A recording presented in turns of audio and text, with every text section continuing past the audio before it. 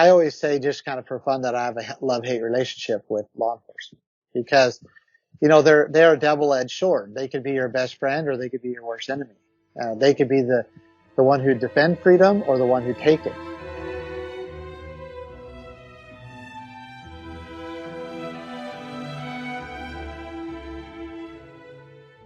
Now more than ever, it's important to support companies and organizations that share our values. Our votes are not enough.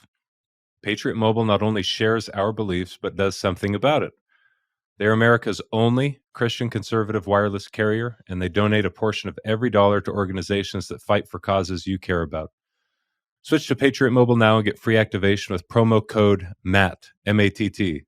Switching is easy. Just go to patriotmobile.com/Matthew-Lohmeier. That's patriotmobile.com/Matthew-Lohmeier, or call their U.S.-based customer service team at 972-PATRIOT. That's 972-728-7468. Today I have Ammon Bundy for governor in Idaho joining me. Ammon, welcome. Thanks, Matt. Looking forward to our conversation. Yeah, me as well. I'm going to start this by reading something from your ammonbundy.com website. I did a little poking around before the interview today, and despite having met you before, I enjoyed reading this. So let's start here. 10 things you may not know about Ammon Bundy. Clearly, people have heard your name, whether they're living in Idaho or not, whether or not they're aware that you're running for governor of Idaho. He is one of 14 children. Was 14 children, same two parents? Or stepbrothers, stepsisters? Yeah, I have my dad got remarried. She had 4, but I was young, and it's been really awesome because they're all brothers and sisters, and then they had 3 together. So anyway, there's quite a crew of us. What's the age span? So my oldest sister is, I think, 51, and my youngest brother is 24. He's just getting married next weekend. Wow, congrats. Maybe this interview is going to come out right about the time of his wedding, so congrats on your wedding. Yeah. Next, Ammon grew up in the same home his dad had grown up in that was built by his grandfather. His first official job was working for the government, emphasize that part, mowing cemeteries and parks in Bunkerville, Nevada. And we're going to revisit Nevada here in just a moment. As a defensive end, Ammon led the state of Nevada in quarterback sacks his senior year in high school. He was also a starting running back. Where was that? That was in the state of Nevada? Virgin Valley High School. Okay. Ammon was student body president of the high school he attended. Out of only 17 presidential pardons by President Trump, Ammon advocated for 3 of them, Dwight and Stephen Hammond and Phil Lyman. Perhaps that's going to come up later in the interview. In 1997, at 21 years old, Ammon won a Utah, is it Toughman or Tough Man? Tough Man. Tough Man? Tough Man. What's a Tough Man competition? Really what it was back then, it's like MMA, but back then it was kind of at the beginning of it, and so it was more boxing than anything. But I did have to register as a pro amateur in order to enter. And anyway, it was intense. It was 2 nights of getting beat up, really. Well, it sounds like you did win. So you got beat up, but beat up others more, I guess. Yeah, it was. I won some money, but I can tell you it was the hardest earned money I've ever earned. Well, MMA is quite popular now. You entered the arena just a little bit too soon because now it's even bigger bucks and maybe a little more brutal. I don't know. Is there a video of 1997 21-year-old Ammon Bundy? They were supposed to record it, and then when we went back to go get it, we never could get a recording of it. So I always regretted that because I wanted to have that recorded, and maybe, looking at it, I wouldn't have liked it as much as I thought. But, I did fight with guys that were trained, and I really was more of an amateur. And in fact, the championship fight was with a a trainer. And anyway, he had about a 4-inch longer arm than I did, and he punished me pretty good. But when I get inside, I'd work him over pretty good. So anyway, but I don't have a video of it, and there may be one out Oh there, but man, I don't have one. how long was that fight?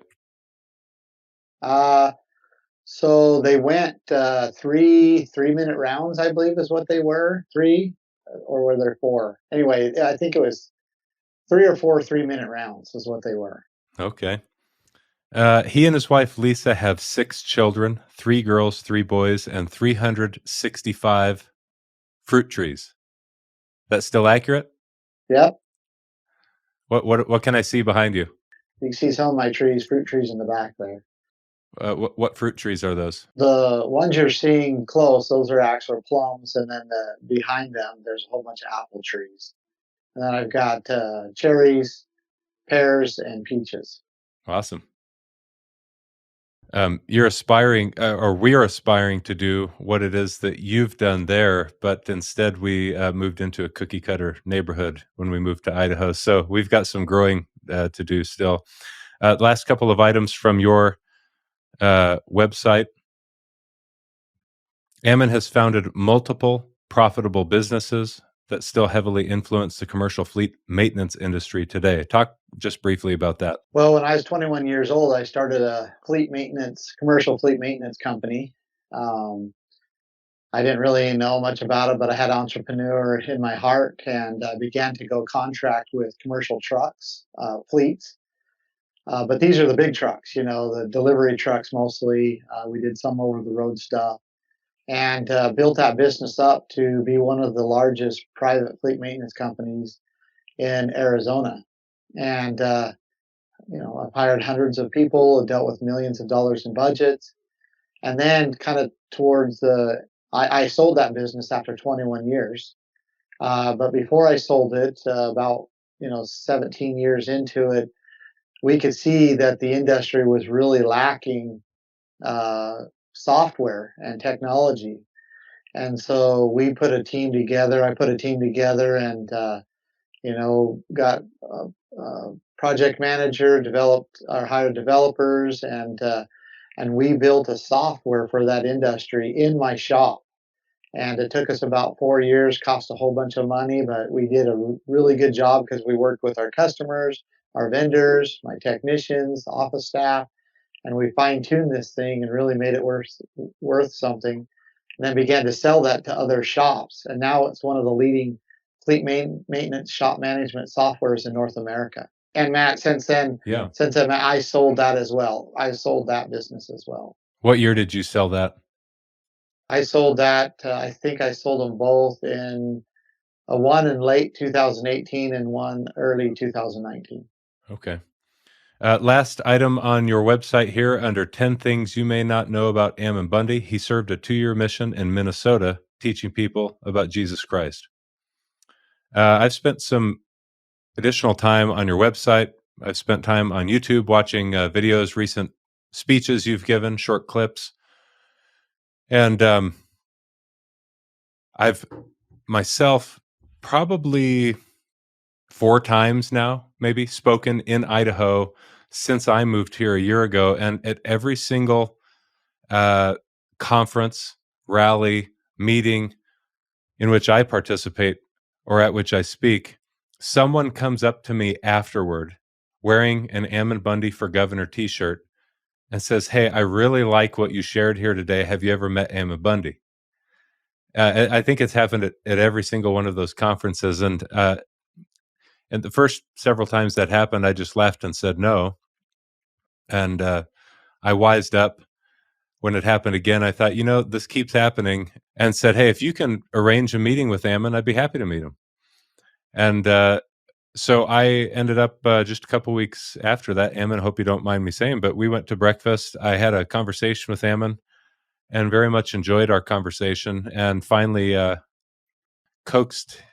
kindly coaxed him to join me on the show because he had some really important a personal journey and stories that he shared, and I'm curious, and I asked 101 questions, and And so I'll ask just a fraction of those today on the interview, because I'm hoping, frankly, people can meet the Ammon that I met the other day. So I want to get right into, um, kind of where I started. I only had a vague recollection of some of what I'd seen on the news years earlier about Nevada and Oregon. And so your family, the Bundy family, has had a ranch, if I understand correctly, in Nevada for a very long time, or lands that were leased to your family.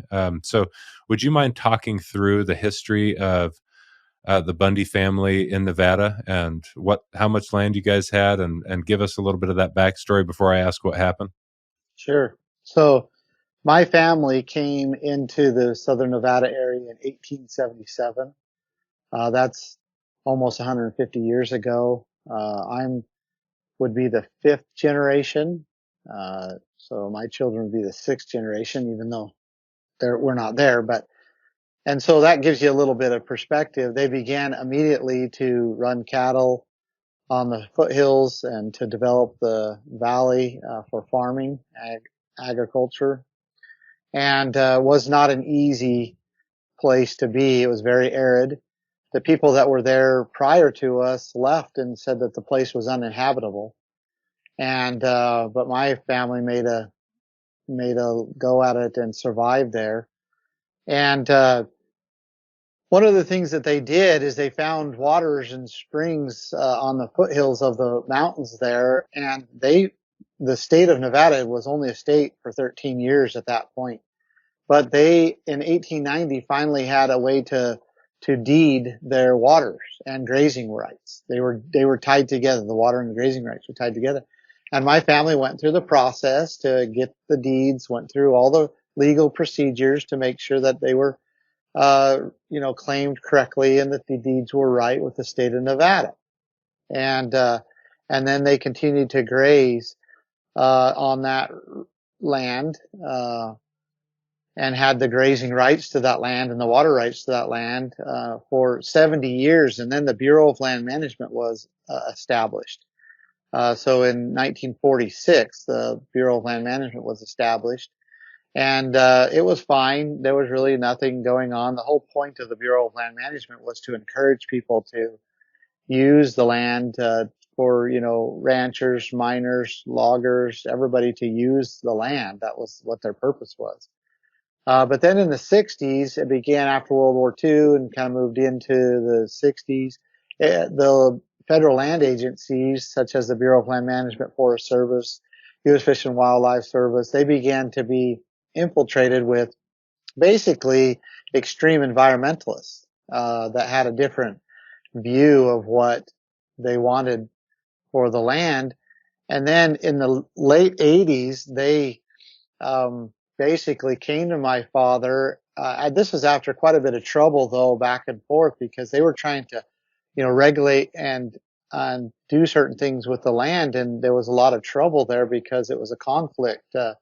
And ultimately, then in the mid to late 80s, they began to try to claim that land and then control it as the owners of that land. Who And we're tried talking to claim about it? the Bureau of Land Management, Okay. the federal government. They tried to claim it and then to control it.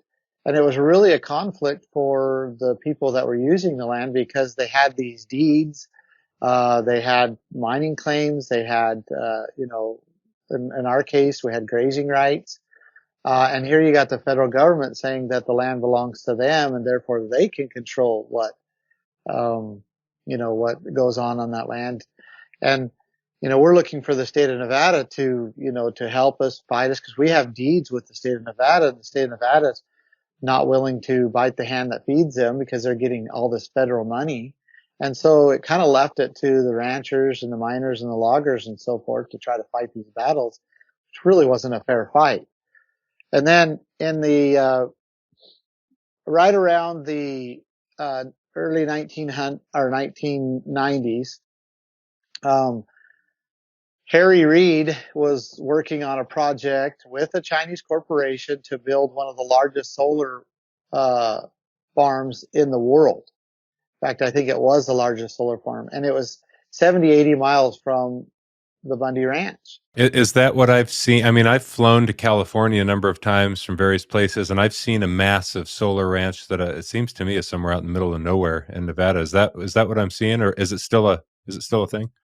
Well, probably. I do think they got part of it built, but I don't really know the development of it, to be honest with you, Matt. I don't know where it's at. I do know that there's a large one out there. I don't know if this is the one or not. But what happened is those solar farms, take up, thousands of acres, and I guess the wildlife can't live in it, and because of the heat or whatever. So the environmentalists got involved and said, well, we want to make the Bundy Ranch a mitigation area for the desert tortoise. And then they came in and they did a bunch of, to be honest with you, just fake studies showing that somehow the cattle and the desert tortoise cannot be in the same habitat, which was a lie because the primary staple of the desert tortoise, nutrition was manure from the cattle, and that the true studies showed that that wherever there was cattle, there was more desert tortoise, and when the cattle left, there was less desert tortoise. But they didn't care about that. It was politically motivated and theologically motivated as well. And so they decided to take our ranch and just make it into a desert tortoise mitigation area and drive all the ranchers off. Well, my dad had a problem with that because he had deeds with the state of Nevada. He had also ancestral rights that were established clear back in the 1800s. And then also constitutionally, there was no authority for the federal government to own mass amounts of land inside a state unless it was for military bases, post offices, and a few other enumerated powers. Reservations were one of them, Indian reservations. But nothing as far as owning, large amounts of land for no enumerated purpose. And so my dad began to try to rally the other ranchers. Some of them got involved. There was other ranchers that were, fighting, but it was just such a battle. I mean, you're fighting the U.S. government, and ultimately 52 out of 53 ranchers, stopped ranching in that area. One of them passed away, and the others just kind of gave up, leaving my dad as the only one. How long of a time period are we talking? You mentioned the 90s was kind of the last timestamp you've given us. What time frame are we talking now where over 50 of these ranchers have just essentially given up in this fight with the federal government? I was born in 75, and growing up, there was many ranchers in that area. They were always working together and helping each other and sometimes fighting with each other. And, but we were a community. That's how I grew up. And then, probably shortly after, a few years after, because I went on a mission, as you mentioned, I came home, and I remember Keith Ney and my dad were the last two. This was probably maybe a year after I got off the mission, and Keith Ney passed away, leaving my dad. So we're talking like by 97, from the time I was born in 75 to 97, all 52 ranchers were gone. And my dad was the last one left in that area. And you were living in Nevada at this time as well with your dad after your mission? Yeah. I mean, after my mission, I was young and single, and I was here and there, but still called home, the ranch home. That was kind of my home base. And so, yeah, I was around, and, I remember going to Keith Ney's funeral and thinking that, my dad's like the last one in this area. And it was kind of strange, that all of the rest of them either just went out of business and couldn't make it, moved to town, or just, sold. The county actually came in and, under the guidance of the federal government, came in and tried to buy ranches, and I think they bought 10 or 11 of them for about the price of a pickup. It was just terrible. So anyway, then ultimately my dad was like out of survival and out of, recognizing his rights. He's like, I'm not leaving. This is mine. I have deeds with the state of Nevada. My family's been here for, 100, almost 150 years. Of course, now Back then it would have been 120, 30 years. And he goes, I'm not leaving. This is mine. And so the federal government's like, yes, you are leaving. And there was this 20-year like legal battle back and forth. And ultimately, during the Obama administration, Obama thought he had enough political power, and he had built up inside these agencies. They had built up these army type entities where they had a military type force, SWAT teams, equipment, helicopters, all of that. And so they decided in 2014, April of 2014, they decided they were going to just take my dad out. They were going to gather all the cattle, destroy all the ranching infrastructure, the water infrastructure that's been in that, that's the lifeblood of our ranch and has been developed for over 100 years in that area. The corrals.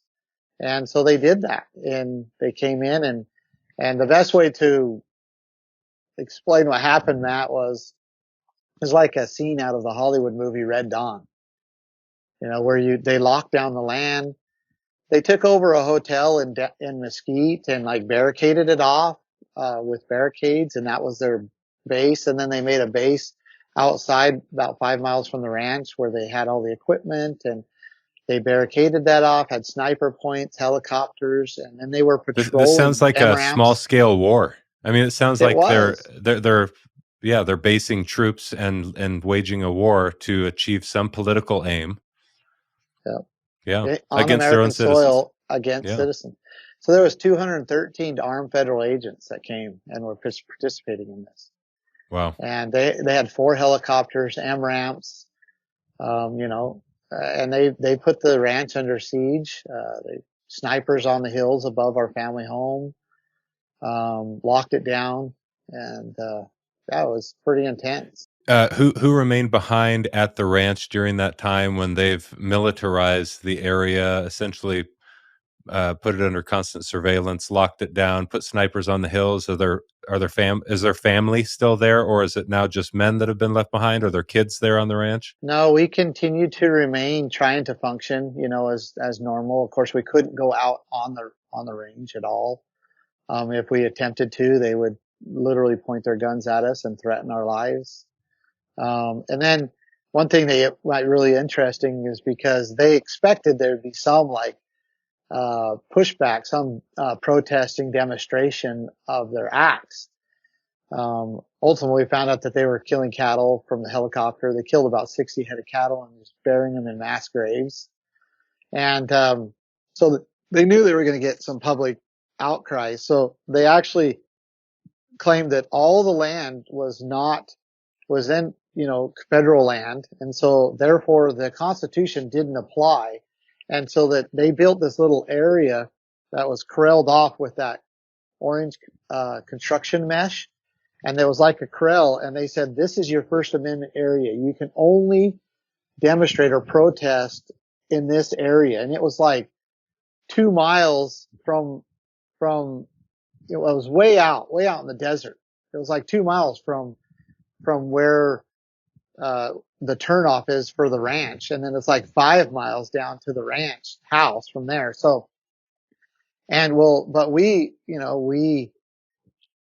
did not go into that area to protest. No one else did. And so when we're out, like, we're kind of demonstrating, people were there started coming to our support, holding signs up, and we were just like, hey, what is going on here? Then they just began to, assault us. They sicked their dogs on us. They tased us. They beat us to the ground. They even arrested my brother, beat him down, all for not being in that First Amendment area. So how much land are we talking about, Ammon?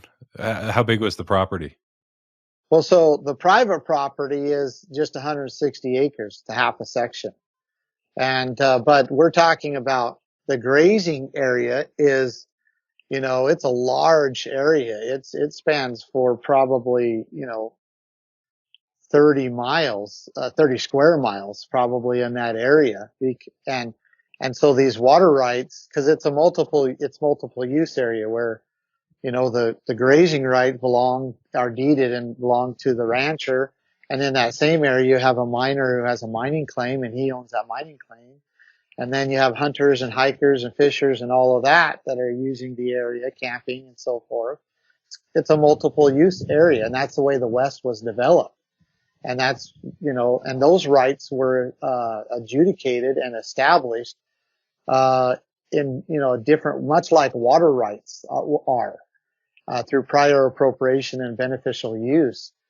And then the federal government comes in on top of the state and says somehow that the land, because it's not claimed, the actual real estate is not claimed by an individual, that somehow it's unappropriated and they're going to claim it. And so you get all these conflicts between actual rights that are deeded with the state and then the federal government coming and trying to claim the real estate on top of it. So you mentioned that land, in addition to that 160, I think you said acres of private property, then the water rights and the grazing rights were still officially deeded to the Bundy family during this time period for that miles and miles and miles stretch of land. That's correct. That you were. That's and correct. So they shoot and kill and are burying cattle. You said 60 head of cattle. How many cattle did you guys have grazing the land? We had about 600 head, and they had gathered just shy of 400 and put them in the corral in that base area that I was telling you about. They had killed about 60 head from helicopters and from abuse, and were burying them, mass graves, trying to cover them up. And then they also began to destroy our water infrastructure. My family went in there and began to capture the water from these springs and divert them into water tanks and troughs to feed the cattle or to water the cattle. And they began to destroy those water tanks and water, springs and so forth with backhoes and dump trucks. You have to wonder, people that end up working in these federal agencies too, although in this case, clearly, in my view, they are the enemy of the people. These are normal humans, normal American citizens who find themselves in federal agencies doing things. I can't help but wonder if many of them went home night after night and talked to their wives or their families and said, I can't believe what I'm doing. Yeah, I know that did happen. I think it took like the public outcry to kind of wake them up though, because there was actually because this was all, all now become official with official court documents and so forth. And we have all this evidence. And there were some agents that actually even left, says, I'm not willing to participate. Wow. But it was after the public outcry though, it's like, they're doing all these things and the public finally says, what you're doing is wrong. And then they're like, oh, wait a minute. Yeah, this really is wrong. I don't want to participate. I'm going home. And it's unfortunate that it didn't happen before and to stop the whole thing. And, so how does that end in Nevada? So ultimately, how does that whole thing end in Nevada? Yeah, great question, right? Because there's like this cliffhanger hanging out there, like how does it end? So ultimately what happened is thousands of people came to the ranch from all over the country. Wow. As far as we can tell, about every state was represented. People come from every state, including Hawaii and Alaska. And so we end up with all these people here, and they're not very happy with their government and what's happening. And they basically go up to where they have their military type base and demand that they leave and turn the cattle back to my father. And the sheriff finally gets involved, the sheriff deputy. Now that just kind of give you an idea, this isn't some podunk, sheriff with 2 deputies. This is the sheriff of Clark County, where Las Vegas is. And Clark County Sheriff's Department runs the Metropolitan Police Department in Las Vegas. He has over 1,800 deputies. He's a very, very powerful person. And he's like on the fence. He doesn't know what to do. And finally the public outcry is enough, and the sheriff chief deputy comes down and basically gives the federal government an ultimatum to, from the people. The people are demanding this. The sheriff kind of represents them and says, you have an hour to leave. And so we watched them within an hour rapidly pack up everything, all their personal gear and everything, and get in vehicles.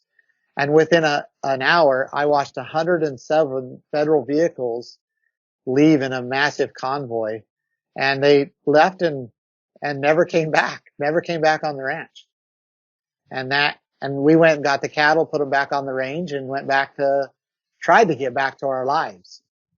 Yeah, and which lasts for a season. But I'm going to get there as well. But now is perhaps a really good time. So you have this really, frankly, atrocious experience with federal law enforcement, with the sheriff of Clark County. What's your view on current calls to defund police and just law enforcement generally? Anti Yeah, I'm glad law you asked this enforcement, question, or are sir. you supportive? I mean, what's your views on the proper role of law enforcement? So I always say, just kind of for fun, that I have a love-hate relationship with law enforcement because they're a double-edged sword. They could be your best friend or they could be your worst enemy. They could be the one who defend freedom or the one who take it. And so it's very clear to me. It's black and white to me. And that is, that we need some type of force to defend our liberties. We have military, we do need some, local forces to protect and so we need to honor that. That is of God. It is something that is absolutely necessary and needed. However, this same entity in history has always been the tools to, do terrible, terrible things to their own people. We know that over 200 million people in the 21st century alone, or the 20th century alone, was killed by their own government. And so we have to be very careful with this delicate balance. I think, one of the greatest founders in history of our country, George Washington, said it best. He said, government is like a fire. And I'm going to, paraphrase closely. He says it can be a useful tool or a terrible master. And it can, if a fire gets out of control and it begins to just devastate and destroy and burn your home and everything, I mean, it can be terrible. But it also can be used to warm your home, to cook your food, to comfort you. But what is the key there? That it is held under control within certain limits and bounds. And that's the same with law enforcement. It can be a useful tool or a terrible master. And so, and I don't believe in this dichotomy that you either fully support law enforcement and everything they do all the time, or you hate them. I don't believe in that. I believe that there has to be this balance, and we always have to be very watchful of an open flame, or it can consume us. Great answer. Yeah, I really appreciate hearing that. So that's how this situation in Nevada ends. Are there any charges brought against you? Are you convicted of anything at that point? Not at that point. From what we understand, they tried to indict us with a Nevada grand jury, but the grand jury wouldn't indict us. They were like, they wouldn't indict us. So no, the federal government spent, I don't know, millions and millions of dollars trying to build a case against us, but they could never get us indicted. And so that's the way it set for a couple years. Okay. So what happens after a couple of years? So, but first of all, kind of getting to Idaho, about Yeah. a year after that, so our lives were turned upside down. I mean, I don't know how it else to explain it. I had a very good, productive, a really great life. And that turned our life upside down. We became, scrutinized in the media, both good and bad. We were hated and loved. Everybody was wanting to interview us, and it's just never stopped till even to this day. I mean, that's what I'm doing, Yeah. So, our private little lives became very public, and everything that we did became scrutinized, good or bad. And it was never the same. I watched my dad come out of church, one day, just on a Sunday, on a flip phone, standing next to the church building. And he was doing an interview with a network that had over 28 countries covering over 300 million people. And that's just what our life became. And so I wanted to get away from that and move to Idaho. I was kind of, escaping. And I also Man, I also saw something at the Bundy Ranch that I never had considered. And one is where our government was really at. And then two, uh, the true security of our liberties comes from each other and not from government entities. And I saw that at the ranch. And so I felt, that Idaho was, you know, more of a people that I felt would defend each other and protect each other and stand with each other. And then also I was wanting to get out of the city. The city had grown up around the little area that I lived in. And then my kids were at the age where, I wanted them to be in a little town. And then I was trying to just get away from all of the media and hustle and everything. So I moved to Idaho. I moved to Emmett, Idaho in 2015. So you've been in Emmett, Idaho ever since. Yeah. So in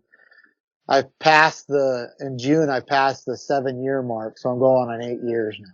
So talk to me about now you're not living at the ranch at the time that ordeal took place, beginning in April 2014. Where were you living?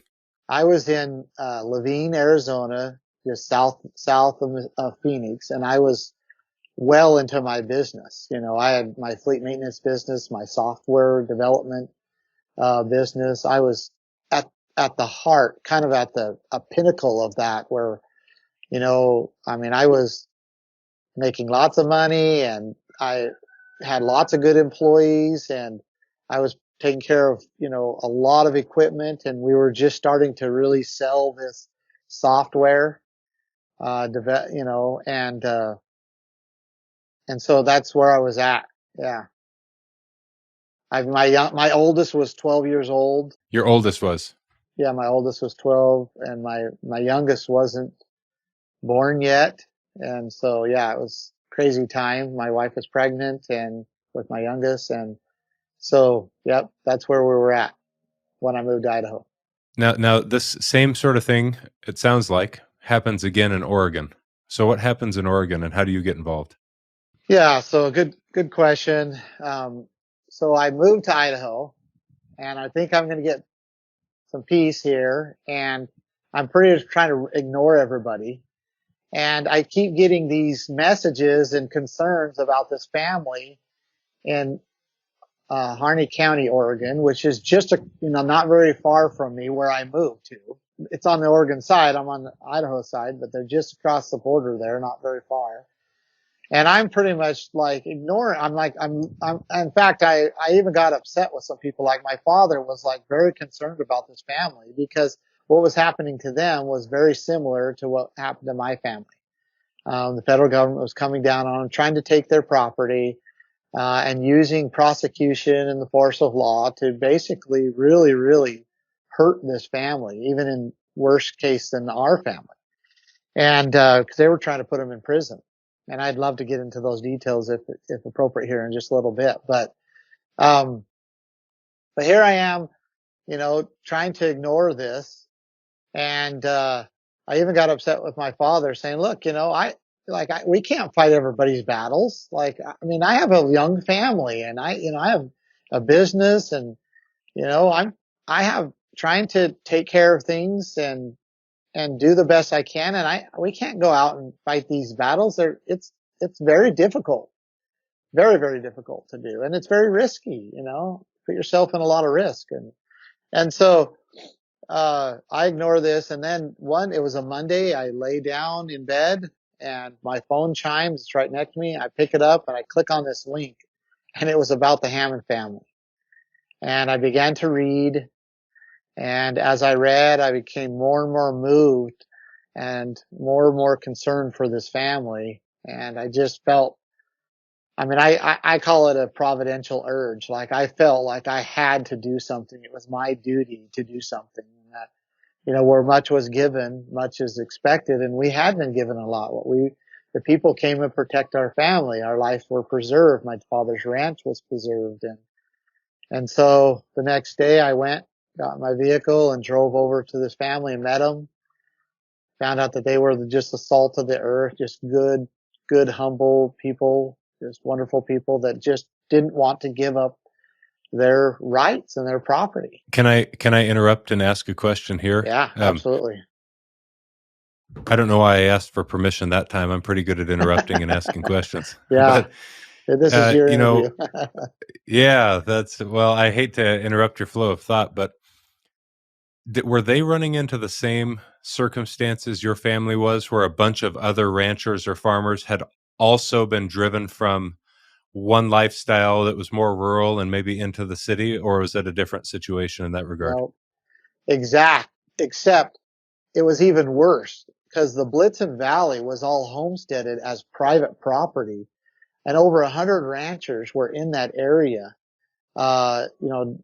In the mid 1900s, 1960s, 1970s, it was all private property, ranchers, and the federal government, through one means or another, came in and had taken over all of those ranches except just a few, and the Hammonds were kind of one of the last holdouts. And they had created this wildlife refuge out of all these ranches, and basically turned it into a big weed patch. And I mean, just kind of give you an idea, not going into it too much, but Harney County, because of the Blitzen Valley, was the wealthiest county in Oregon. They had the highest family incomes in Oregon when it was all private, when they were all ranches. And then they came in and decimated the Blitzen Valley, all those ranchers. And now it has the lowest family incomes in the state. And, and they just turned it upside down, just literally turned it upside down, made it like just a little federal, I don't know, a little territory of the federal government. And the Hammonds, the Hammonds Ranch is like a peninsula that goes down into the refuge, this federal takeover. And so they want the Hammonds Ranch. They want to add it to the refuge. The Hammonds has some good water. And so they start doing things like fencing off the Hammonds water so their cattle can't use it. And they say, well, the water half belongs to us and the land around it belongs to us. And you can't use the water. I mean, and just devastating the Hammonds. They made it so that the Hammonds, even though traditionally for the last 150 years, they've, went right across on the roads to their other properties with their cattle. They would drive their cattle across they stopped them and blocked them up from doing that. So making them like truck their cattle, which is very expensive, all about 100 miles around just to go across like 10, 15 mile area. And then they went just as far, further. They began to use prosecution against the Hammonds. And I'll explain that just a little bit here if I can quickly. So the Hammonds, what's very common in that area, because there's tons of grass, it's just really, really beautiful land for cattle and grazing and so forth. But the grass grows so thick that almost every year, they burn it down. They do a prescribed burn. So, and they burn it down. And then the next year, that green grass comes up. Well, the Hammonds were doing this, and it jumped across the fence and burnt a few acres of federal controlled property, right, of the refuge. Well, so this was an opportunity for the federal government to put the Hammonds under duress, and they began to prosecute the Hammonds under the 1996 Death Penalty Act, Anti-Terrorism Death Penalty Act of 1996, which was the act passed after the Oklahoma City bombing. And it says basically in it that if you, put fire to a government property, federal government property, that you could be tried as a terrorist, domestic terrorist, under anti-terrorism arsenal law, which holds a 5-year minimum sentence. And so they used this law that was supposed to be for, to stop bombing of federal buildings against the Hammonds for an accidental little bit of burning that benefited the land, prescribed burn. They said, well, this is federal property and they burnt it, so we're going to use this Anti-Terrorism Death Penalty Act of 1996 against them. They prosecuted them, got them guilty in a federal court, And then the judge was like, well, if I give them the minimum sentence of 5 years, that would be cruel and unusual punishment. He actually said that. He said it'd be a violation of the Eighth Amendment, cruel and unusual punishment. So he sentenced the father to 3 months, and he sentenced the son to 12 months. They went and did their time, and then they came home. They thought they were done with it. They tried to get back, put their lives back together, and the federal government wasn't satisfied with that. The U.S. attorneys who were trying to destroy, and Frank Papagni was the lead U.S. attorney in that. And so they went back and tried to overturn the sentencing with the Ninth Circuit. The Ninth Circuit overturned it and said that they have to go back for the remainder of the 5 years. And that's when I got involved. That's about the time when I found out and heard about all of this. So you get involved in what way, and how many others are getting involved at this point? So I just began to advocate for them. I mean, I had to reach, I could reach millions of people with my, platform and emails and, Facebook and all of that. So I just began to blast out the facts of this case, and I was getting tons of support for them, tons of advocacy. And then I also began to I was meeting with the sheriff to try to get him to stand for them. I was meeting with the, local representatives, county commissioners, state representatives, and trying to get them to stand for this families, to stand against this injustice. And what happened, Matt, was so concerning and should be concerning to all people across this country, because what happened is the FBI went behind me and threatened our legislators that if they communicated with me anymore, that they could be complicit in a federal crime. And so all of a sudden, they just stopped communicating with me. They were afraid. Your state And legislators here in state Idaho. legislatures, the sheriffs, the county commissioners. And so they stopped communicating with me. So now I got this huge momentum and trying to get the state legislatures to, to do their job, and they openly admitted that this was a miscarriage of justice. But now they're afraid for their own freedom. They're afraid they're going to be prosecuted by the federal government. So they all of a sudden stop and won't do anything. And we're trying to get our representative government, our republic form of government to act in the way that it's supposed to act. And the FBI, which is a agency, a bureaucracy of the federal government, comes in and threatens, prosecution if they do their job according exactly what they're voted in and elected to do. And it caused this huge problem, because now all this momentum and people, wanting to make this right, now all of a sudden been dammed up, and it's like building up, and there's no prudent way to go to make this happen, because they stopped it. And so anyhow, at that point, I want to just call it quits. I'd done my job. I want to go back to my, and try to make my life back. And I just felt like if I did, I'd be accountable to the Lord for stopping. And so eventually, I decided that the best thing to do, and I felt really driven, is to go into the refuge headquarters, which in the winter, they're completely nobody's in there. They're completely closed down. And, and so there was nobody in there, and use that place as a place to get international attention and to try to put so much pressure, on them that they would make this right, that they get this situated. And so a handful of us went in there. We immediately started getting international attention. We opened it up. The people were coming and going. We had school groups coming and going through seminars. We had legislatures, commissioners from all over, states all over coming. And it was like this hub of communication, and we were really started controlling the narrative. Did you feel at risk or in danger while you were there?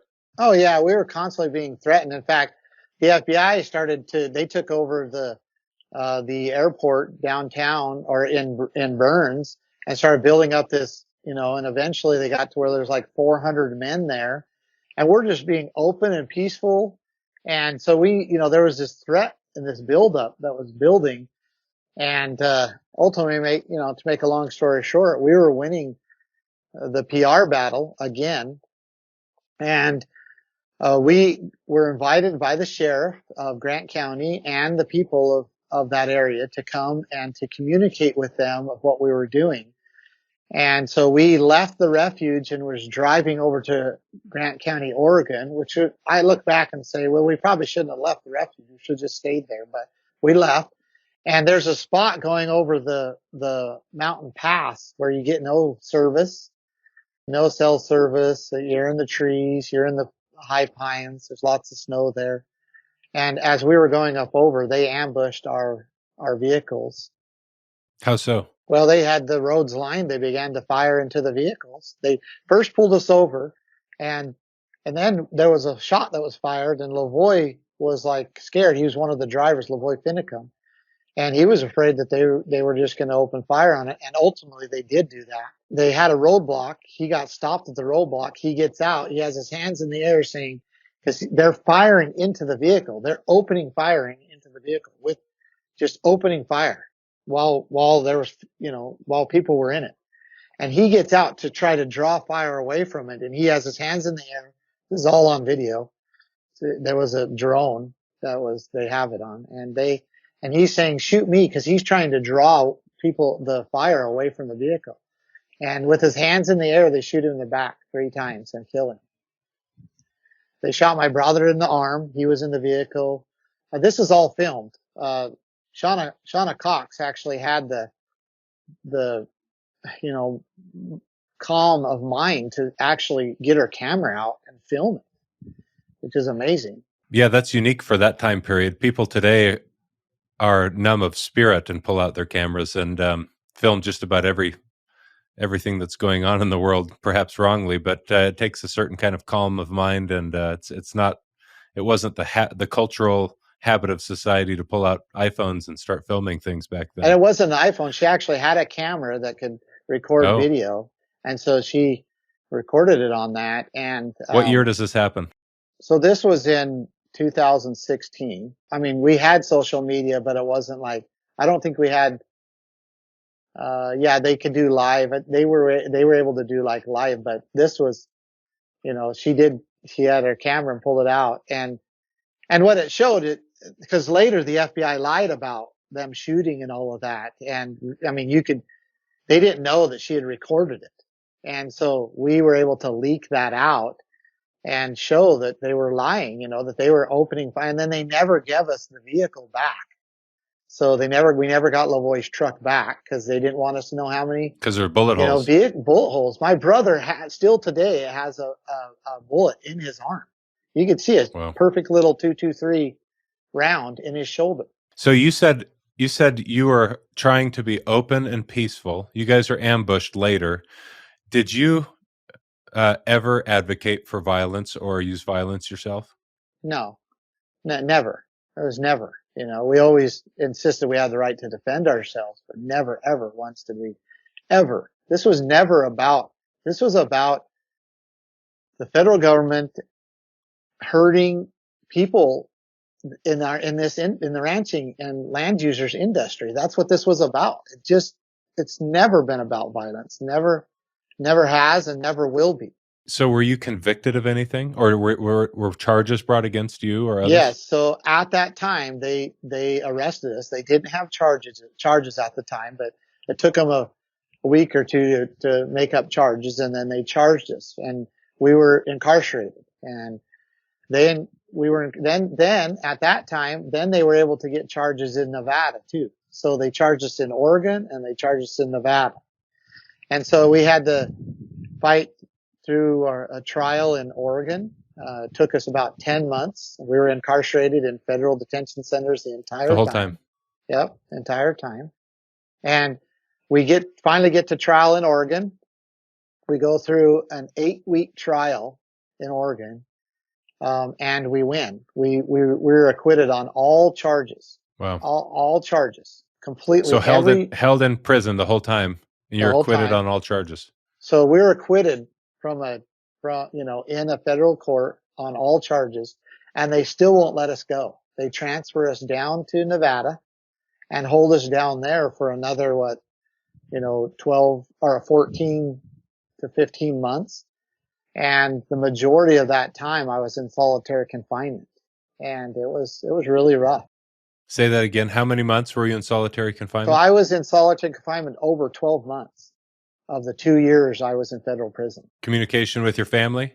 From the very beginning of the time of their arrest to the time when we finally got out, I'd never once had any physical contact with my family. They would not let us see our families. Now we could phone them. And if they came, they could do a video visit, but we could never have any physical contact with them. And I got this little family out there just struggling, trying to, all of us do. There was 26 kids because they went and arrested my brothers, my dad, others, and it was very, very difficult. So there's got to be an effort underway during that time then. I mean, not only to comfort children, there's young children involved in this, but to teach them properly about what's happening. And because I'm sure whether it's in the public or on TV, they get to hear or see, especially some of the older kids, teenagers, how bad of a guy their dad is, whether it's you or your brothers, right? And so how successful do you think your family has been at both comforting and protecting those children during that time and communicating them the reality of the situation? How did the kids take it? All of our wonderful wives, I'm talking about my dad and the five of us, all of they stuck with us. There was never, no divorce, no nothing like that, even though it was extremely, very difficult time. And we were very open with, our children as much as we could communicate with them, and our spouses were as well. And we, very much, because my dad is this way, and it's very much to his credit that, to lay the truth on the table and to let the person decide. And that's how we did it with our children as well. That's how we've raised them. Hey, look, here's what the truth is. Here's what we believe is right, but you get to decide. And all of them are, and I say all of them, and my dad has a whole bunch of grandchildren, and they are amazing little people. They are amazing people. Not one of them has turned against or said that in any way that they felt like this was wrong. In fact, they just say just the opposite, that this was right. It was very difficult for them as well. And we're talking about, at that time there's 26 children. There's more now. And it's been, 8 years since that happened. This was April of 2014, and then then 2016. So yeah, I love that. I love that question, Matt. And I can say that my family is very, very supportive of each other, and we stand together very strong in what we did. We truly, truly believe, we truly know that what we did was right, and we know that it was of the Lord, and that we did the best we could in the circumstances we found ourselves.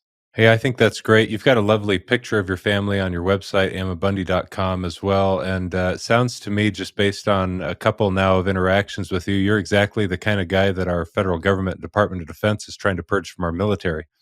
Yeah. Patriotic, love their country, and willing to stand their ground in the face of oppression, tyranny, illegal mandates. And, it's interesting about the numbers that you've cited. Your father ends up being 1 out of 50 plus ranchers that ends up staying put. And some of that isn't just driven by cowardice. Of course, some of that circumstance and people trying to do the best thing for their families. So I'm not making any assertions that everyone was a coward except for your father, but the percentage is fascinating. I mean, you've got about 2%, 3% of those ranchers end up being able to stay put, stand the ground. And we're seeing the same numbers actually with our military right now. It's not related to your campaign, or your story per se, but again, an example of the Defense Department digging in its heels, insisting on a shot mandate for its troops right now that's going to purge about 1 or 2% of the troops in the end. We're talking many tens of thousands of our Guard members across the country. Over 700 of our pilots are on the chopping block right now. Average time in service 14 years, and we're gonna throw our readiness by the side and insist upon a mandate that is against people's consciences. But what's interesting is that the number of people involved amounts to about 1 or 2% that are willing to actually, firm up their backbone a bit, stand for their principles and their morals, have some courage, and insist that our liberty is more important than some political agenda. It's so concerning to me, Matt, you telling me that, and we had a conversation before about that. And I mean, this purge of the military, of those who are truly willing to stand for, really what's right, is so concerning to me because, again, it's that double-edged sword. It's that useful, that fire, that useful tool or terrible master. And I mean, if you purge those out of the military that are morally bound to the Constitution, if you will, morally bound to protecting the people rather than to protecting the state, if you will. I mean, I know these are hard things to kind of contemplate, but if you purge the people out of there, then what does the military become? What are they capable of? These are the same acts that have happened before. These are the same acts that, have led into genocides. And I mean, and I'm not saying that as a hyperbole or as a conspirator. These are the facts that have happened prior in militaries and in policing agencies that cause a large group of people to have a tremendous amount of power that aren't morally bound. That's right. The last chapter of my book, Irresistible Revolution, is called The Wrath to Come. It's a phrase I steal from John the Baptist, who's having a confrontation with the scribes and Pharisees, and he shouts at them, it sounds like, "Who warned you to flee the wrath to come?" They show up there where he's baptizing, and I try to lay out there a warning for where we're headed if we pursue this path that insists on government overreach as kind of a standard, constantly imposing ideological agendas on people. And we're seeing this is generating a polarized environment. And despite efforts to warn others about the dangers of the path that we're walking, sometimes people just don't get it, and they'll allege that we're the ones that are actually trying to incite violence, which I find sad. Just yesterday on my Facebook page, a man that I know who at one point has seemed to me to be fairly bright and with whom I've worked in the military in the past, asserted that I'm sowing the seeds of civil war. And like you, I've never once advocated publicly or privately, frankly, and that's the honest truth, for violence in this country. And I don't believe that that's going to solve our problems right now. We live in a very different age and time and context in human history than, say, 1776 America. And so I, for the record, yet again, I don't believe that that's going to solve our problems. In fact, it frankly furthers the Marxist agenda, which is the violent overthrow of incumbent governments. So how do you now? I've imposed on your time quite a bit already for this long form interview, and you're very, very busy executing a shouldn't let me choose my words more carefully, running a campaign for the governor of Idaho. And but I do want to now change gears.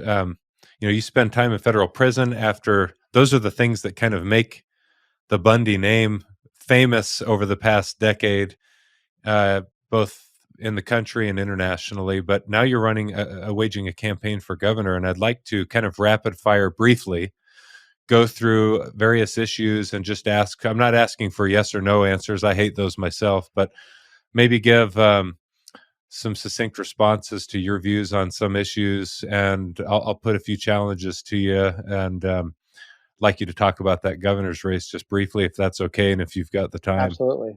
I do, Matt, want to, if I can, I could wrap this up because we ended up beating them again in Nevada.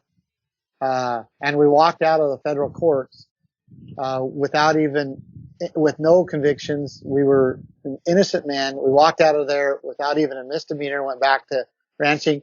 My father continued to ranch, still today ranches. So that was a Down big in Nevada. win. Yeah, we beat them. We beat them in their own court in Oregon. We beat them in their own court in Nevada. And because of the international attention that we got on the Hammond situation in Oregon, President Trump pardoned both Dwight and Stephen Hammond and got them out of those prisons and sent them back home to ranching. Awesome. And then, we've won in other little cases as well. So ultimately, this is a story of success. I mean, That it's is. certainly trials, but I mean, they spent $100 million trying to prosecute my family, and we beat them. And we didn't do it alone. We did it with the direction and power of the Lord. He protected us, and we know that, we understand that. But this is a story about success. Otherwise, I wouldn't be going and trying to run for governor. I mean, if I had just a full history of loss, and just, I wouldn't be saying I'm qualified to go and try to win some battles for the people of Idaho. So, I mean, I just want to kind of use that That's to excellent. go into this. Yeah. Well, sorry for not closing that up neatly, but that's an important point that you make here, and it's that you weren't convicted, and these other guys aren't convicted. You're acquitted on all charges, both in the state of Oregon and in the state of Nevada, and go back to your lives, or try to. And now you find yourself in the political arena. You don't strike me as someone who has terrible political ambition, although you're very competitively waging a race for governor right now.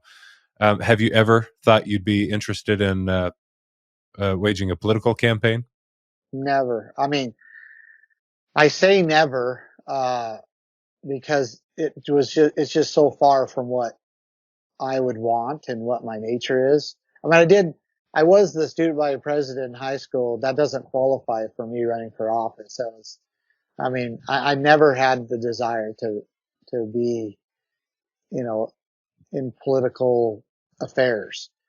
Again, I felt that it was my duty. I saw what happened during 2020, and I saw what the governor did, locking down the state of Idaho and basically claiming authority he didn't have, and the danger that we were in as a state and as a people, and I had to react. I had to do something, and I believed that the right thing to do was to run for office, and not just run for any office, to run for governor, because most of the powers and abuses that are happening to the people are coming from the executive agencies, both on a federal and a state level. And as governor, my duty is to be the head of the executive branch. And I believe that a governor could go in there and make a tremendous amount of impact in getting the executive agencies under control. And then also defending the people against the federal agencies that are coming down upon them. Well, I think that's one of the reasons someone like Ron DeSantis, for example, continues to make headlines and has become extremely popular in the state of Florida. It's because there's a sense that here's a governor who's willing to try and protect and shield his people from the encroachments of an unjust federal government overreach. That's exactly right. And it's what the state was designed for. They were designed to check and balance anybody who was coming down upon the people's, rights. And whether it's a street criminal or a government criminal, that's what the state is for. That's what a governor's duty is. And Ron DeSantis shows how popular it actually can be, how people really want it. And that gives me a lot of confidence in my campaign. So talk to me about what percentage of Idaho's land is controlled by the federal government? So it's actually 63%, but you have to cut out the military bases and the Indian reservations, which leaves 61% of Idaho's land is being unconstitutionally controlled by the federal government. 61%. Yeah, and Matt, just to add another statistic on top of that, 72% subsurface mineral rights are being controlled by the federal government in Idaho. Say that again. 72% of the subsurface mineral rights are being controlled by the federal government. So So how does that 61% of the impact land. businesses, citizens in Idaho? Well, so I that mean, this isn't there, stuff I think through, and so no, I'm and interested it's why it's a so huge deal. it is huge. It's huge for every Idahoan. It's one of the most concerning things that is happening in our state because it's causing four major problems.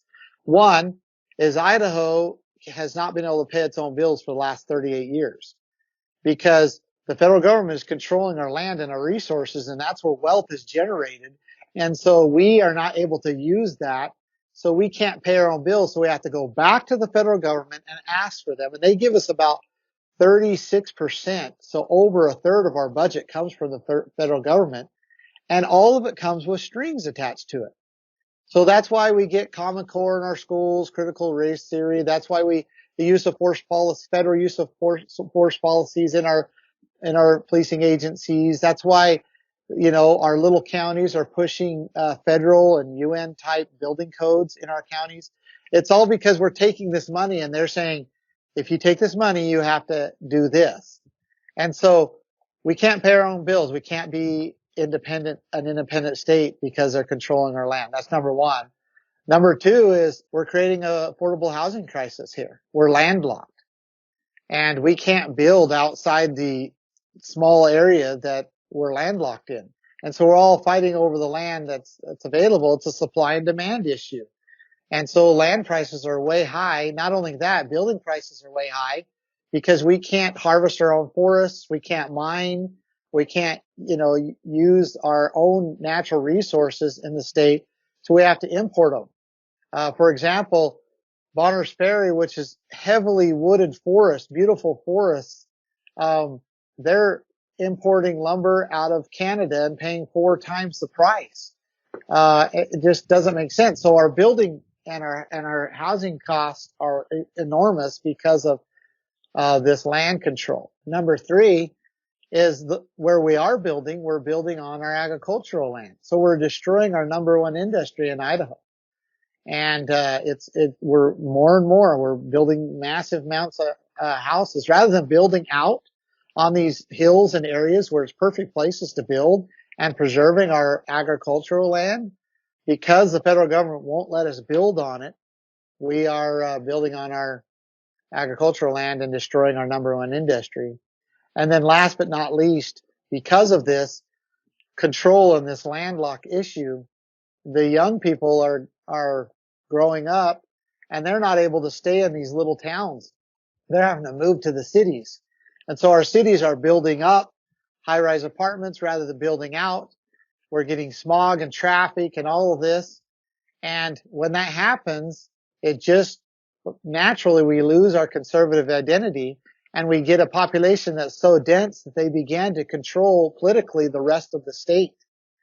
And that is certainly happening as well. It's all these problems are happening because of the federal land control, and it's completely unconstitutional. In fact, I'll give you a statistic to kind of just wrap this up on. If you go to Nebraska, which was established right around the same time as Idaho, just a few years earlier, Nebraska has 1.4% federally controlled land. Idaho has 61%. If you take a So why the line and difference? draw it, well, I'm going to point it out. If you take a line and on the Colorado Rockies and you go east of the Colorado Rockies, it's the average federally controlled land east of the Colorado Rockies is 2.4%. West of the Colorado Rockies is 51% federally controlled. And what happened was the West was very arid and it was developed later and people didn't populate it and come in and claim it. So the federal government actually in the 1960s, 1970s, 1980s began claiming this land as theirs right in the middle of the states. And it's completely unconstitutional, and it's made the states in the West, 11 Western states, like second class states where we can't pay our own bills. We can't use our own land. We can't use our own natural resources. We are truly like second class citizens in the United States of America. And that's Wow. what it's become. And we have to fight these battles. We have to fight this battle. And I plan on, as governor, taking back these lands, fighting that constitutional battle, and getting them in the hands of the people of the state of Idaho. That's excellent context for some of the problems we face. I've heard, and myself am guilty of just blaming Californians for some of the prices around here. But local governance matters a great deal. It matters a great deal, and we're learning this more and more with each passing year. But we looked all over the Mountain West for a home after I separated from the Space Force last September. We looked in Utah, Arizona. I'm from Arizona. My wife's from Colorado. We looked in Utah, where we've got family. We looked in Idaho for about 5 minutes, in Wyoming, and changed our mind. And after doing all, we thought, man, the prices in Idaho are outrageous. And I just instantly thought, well, it's because so many Californians are moving into Idaho. I think, of course, that's a part of it. They bring cash. They drive up the real estate values. But this is a really interesting perspective that local governance can seriously impact this, perhaps. I mean, Californians go everywhere in the country. They go all over the place, but exactly. Everything's expensive here. Well, and it's just a supply and demand issue. And we simply don't have enough supply for the amount of people that are here. And it's making it so that our young people are facing the reality of never owning a home. That's where they're at in Idaho, never owning a home. And I do want to say, because the hunters and fishers and campers and so forth, which I am one of them, get all concerned that, we're going to make all of Idaho into housing. No, we're talking about 33 million acres that the federal government controls in Idaho. 33 million acres. So let's take 1 million, maybe 1.5 million of that around these towns and cities and open them up for development, and then preserve the rest for our hunting, hit fishing, hiking. We're talking about 33 million acres. We could take even 5 million acres of this land that's around these cities and towns and open them up. I mean, 5 million acres is way more than we're needing to add to the supply right now. But just think, if we did that, we wouldn't lose anything as far as hunting, hiking, fishing, and all of that. And we would still make it so that the next generation has affordable housing. Right. Yeah. Excellent idea. And there's a lot of open spaces in Idaho. Yeah. I've seen. Every time I fly out of here, out of the Boise airport, I look around and think, man, just open space everywhere outside of these towns. Let's try and wrap up in the next 5 minutes. Let me ask you some rapid fire questions here. Okay. Excellent. We've covered law enforcement. I'm not going to go there. We've touched upon this. Let me just ask you about property taxes. What's your view on property taxes? I believe we need to eliminate our current property tax system and replace it with a consumption tax. I believe that this is extremely important, because right now the state has a way to lean and take our private property and to control it, to really own it. We need to eliminate that so that we truly own our own properties and still fund the legitimate purposes of government. And that's done through consumption tax, not our current property tax system. Due process. The rule of law. I believe we need to go back to a restitution-based penal system and not an incarceration-based penal system. Of course, there's some need for short-term incarceration, but we need to implement the restitution-based penal system that our founders put in place. And I believe that will suppress crime, protect liberty, and also make it so that the taxpayer is not paying an exorbitant amount of money to incarcerate lifetime criminals, including implementing capital punishment again. Yep.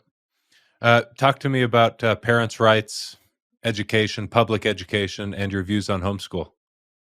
Yeah, so the duty and the right to educate your children resides with the parents. It is not jurisdiction of the state. It is the duty and responsibility of the parent. If they choose to have public education or the state assist them in that, that's their choice. But I believe that it should be the parents' decision of where, and the money, any public funds should be controlled, meaning the parent should be able to decide where that money is spent. I also feel like our school administrators and teachers need to be freed up to actually be able to teach what they want to teach. And with both the parents deciding where the money goes and the administrators and teachers being freed, you'll create this almost free market type system inside the public schools that will actually really be a tool to educate children. However, above all of that, parents have the right to educate their children without the state's involvement or without being in a public or state school system.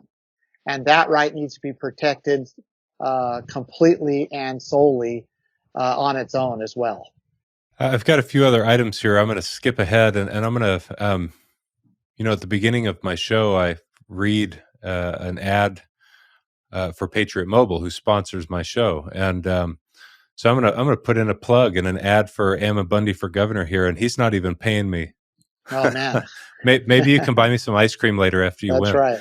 That sounds good, man. So I want to say that I don't disagree with anything I've heard you say. In fact, I very much like what I've heard, both in our private conversation and here on this interview on the show today. For the life of me, I can't figure out how any Idahoan could not support Ammon Bundy for governor, especially given what we've seen the past couple of years. I haven't even been here but the last year, but I talk to Idahoans all the time, even here in Boise and Meridian, and I don't hear positive things come out of the mouths of people that live in Idaho, even my neighbor from California, about the current governance of the state of Idaho. And they really want Idaho to be the stereotypical Idaho that they thought they had in mind when they moved here. So let me ask you, what are the chances of Ammon Bundy successful run for governor? So they're actually very, very good. And you pointed out why. We know for a fact that the Republican Party base members are fractured about 50-50. You have the establishments and you have those that truly want to put forth conservative principles. And so the question that's being asked right now in Idaho, are we going to be Republican or are we going to be conservative among the Republican Party? And more and more of them are coming my way and saying, look, we understand that you're not running as a Republican candidate because of all the things that go on in the Republican Party being controlled by the establishment, but we're supporting you. And then you've got unaffiliated voters. There's about 300,000 of them in Idaho, and we believe that we'll fare very well with them. You got Constitutional Party, Libertarian Party. We will do very, very well and bring, support from a majority of them. And then you've got these move-ins coming in. They're fleeing their state to come to this state, and they're realizing that there is a deep state and an establishment here in Idaho too. And it's the current leadership. It's the current governor and the current Speaker of the House that they are doing the exact same thing that they were doing in their states that they fled from. And so we believe we'll fare very well with them.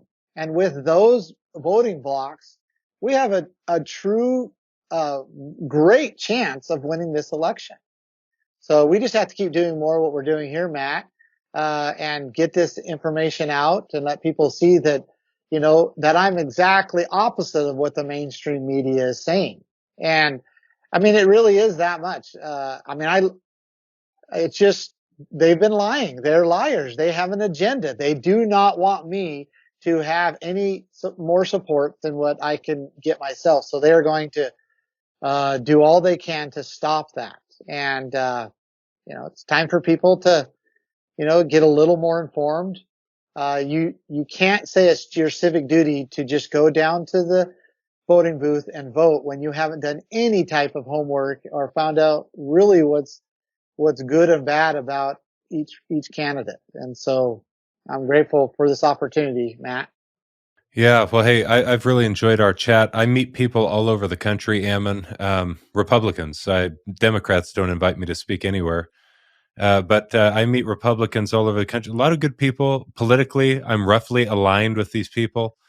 I say these people. I'm a registered Republican, but I'll tell you, I often come home from these trips a bit exhausted and share privately in my own home that, I'm a little bit exasperated with many of the people that I meet because there's some inauthenticity there that I don't appreciate about those who are vying for power in the political arena.